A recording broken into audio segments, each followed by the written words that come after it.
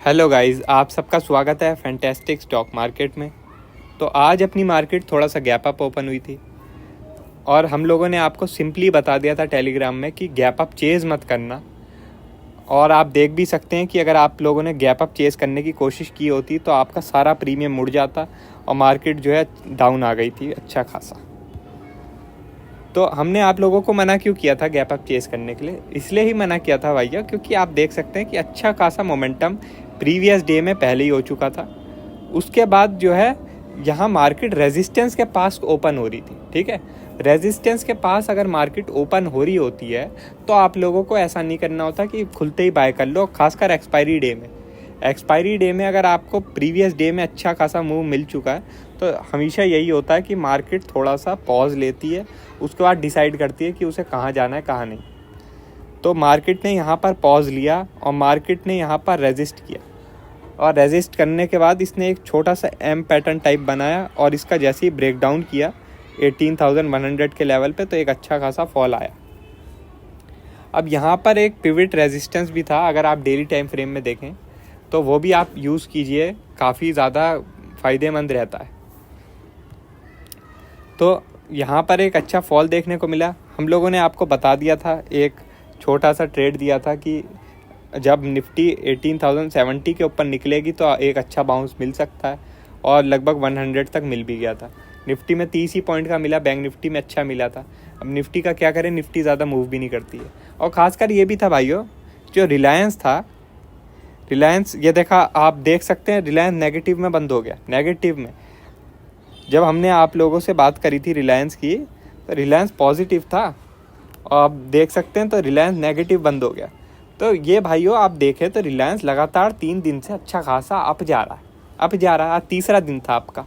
तो ये कोई मजाक है? जो स्टॉक इतनी तेज़ी से गिर रहा है, ठीक है, इतनी तेज़ी से गिर रहा है, तो जब वो एक बारी अच्छा खासा बाउंस लेगा तो फिर वो थोड़ा सा डिप देगा ही देगा।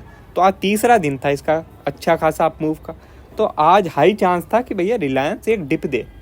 और आप देख सकते हैं कि रेड में ही बंद हो गया। मैंने तो इसे अब देखा कि रेड में ही बंद हो गया। चलो बढ़िया। तो इसलिए निफ्टी में और प्रेशर आया, निफ्टी और भी गिरा फिर। और बैंक निफ्टी में भी अच्छा प्रेशर आया। HDFC बैंक का अगर आप चार्ट देखें तो इस दिन जो वेडनेसडे का दिन था इसमें ओपन हाई बना है और आज इसके ऊपर भी गया मगर सस्टेन नहीं कर पाया और दोबारा नीचे आ गया। तो ये सारे नेगेटिव साइन है, ये सारे नेगेटिव साइन है। इसलिए ही हम लोगों ने आपसे बोला था कि आप ब्लाइंडली बाय मत कीजिएगा इस समय, आप एकदम कॉशियस होकर ट्रेड करना। अभी अगर सेलिंग की अपॉर्चुनिटी मिलती है तो सेल का ट्राई कर सकते हो। ऐसा नहीं है कि हमने बाय नहीं किया, कि हम पूरे एक नंबर के बियर ही बन गए। हमने बाय भी किया, आपको बताता हूँ मैं। लगभग ये लेवल है, जब मैंने आप लोगों को बता दिया था जब बैंक निफ्टी यहाँ इस लेवल पे था कि अपना शॉर्ट एक बारी बुक कर लीजिए और जब बैंक निफ्टी 41,740 के ऊपर निकल जाएगा तो एक अच्छा बाउंस देख सकते हैं। और लगभग 860 तक का बाउंस आया भी। अब लगभग 120-130 पॉइंट का बाउंस मिल गया। तो ऐसा नहीं है कि हम पूरे बियर ही, मगर क्या करें, जब मार्केट जैसा हरकत करेगी उस हिसाब से हमें रहना पड़ेगा। अब फिर मार्केट ने जब नेगेटिव क्लोजिंग दी है तो भैया हमें दोबारा अब थोड़ा स्लाइटली नेगेटिव व्यू के साथ रहना पड़ेगा। अब डेली टाइम फ्रेम में बात करते हैं तो बैंक निफ्टी ने जो है एक थोड़ा सा वो दिया था कि ब्रेकआउट टाइप दिया था कि बैंक निफ्टी अब ब्रेकआउट पे है, तो वो पूरी तरीके से आज नलीफाई हो गया और बैंक निफ्टी वापस प्रीवियस डे के नीचे भी क्लोजिंग कर दी है। अब ये है भाइयों कि कल अगर 41,460 ब्रेक होता है तो सीधे 41,100 तक का, 100 तो नहीं 200 तक का आपको टारगेट मिल सकता है। 200-250 पॉइंट सीधे मिल सकते हैं, सीधे। ठीक है, और ये है कि अगर समझ लो कल ये ऊपर ही सस्टेन करने लगती है 41,720 के, और ये आज का मूव दिखा दे कि भैया आज बस एक्सपायरी रिलेटेड मूव था, बाकी इस मूव में कोई सच्चाई नहीं है, तो इसे 41,720 के ऊपर सस्टेन करना ज़रूरी है। अगर ये नहीं करता है सस्टेन, इसके ऊपर नहीं आती है कल क्लोजिंग, तो बैंक निफ्टी नीचे के लेवल के लिए रेडी हो रहा है। पहला टारगेट 41,100 और दूसरा टारगेट जो है 40,800 से लेकर 600 है।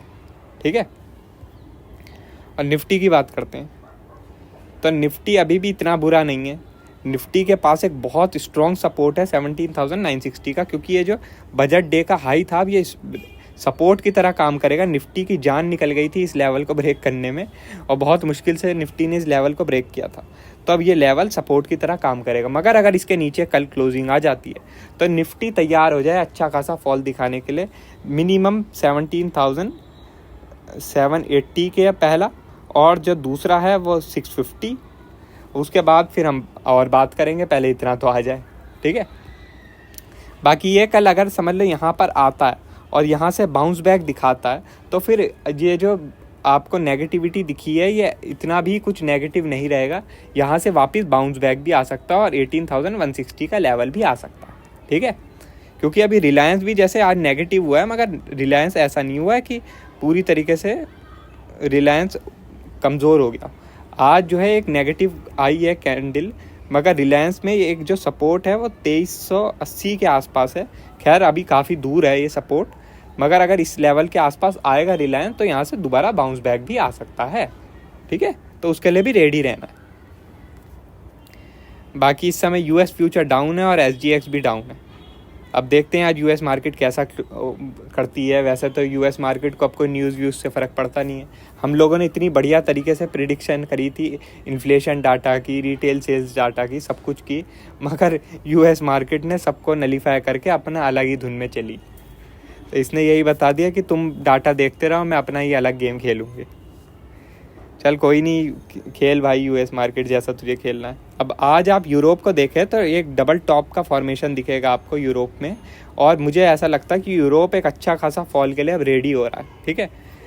जो यूरोप है वो अच्छा खासा फॉल के लिए रेडी है। तो ये भी एक वजह है कि हम अब जो ग्लोबल मार्केट्स हैं उनसे भी ज़्यादा उम्मीद ना रखें कि वो हमें पॉजिटिविटी देंगी। तो इसका मतलब अगर हमारी मार्केट थोड़ा सा नेगेटिव है और अगर ग्लोबल मार्केट से भी अब कोई पॉजिटिविटी नहीं मिलेगी तो हम लोग फॉल के लिए रेडी हैं एकदम।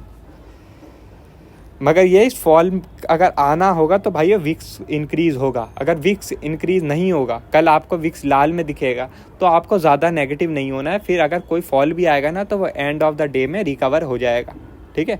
तो अगर विक्स अच्छा खासा अप हो रहा होगा कल के दिन, तभी आपको एक बड़ा टारगेट मिल सकता है, वरना फिर जो भी फॉल आएंगे वो रिकवर हो सकते हैं। तो विक्स पे आपको नज़र बनानी है। बाकी और कोई अपडेट होगी तो मैं आपको टेलीग्राम में बता ही दूंगा। वीडियो अच्छी लगी हो तो लाइक कर देना और चैनल पर नए हो तो सब्सक्राइब कर देना। आज के लिए बस इतना ही। Thank you.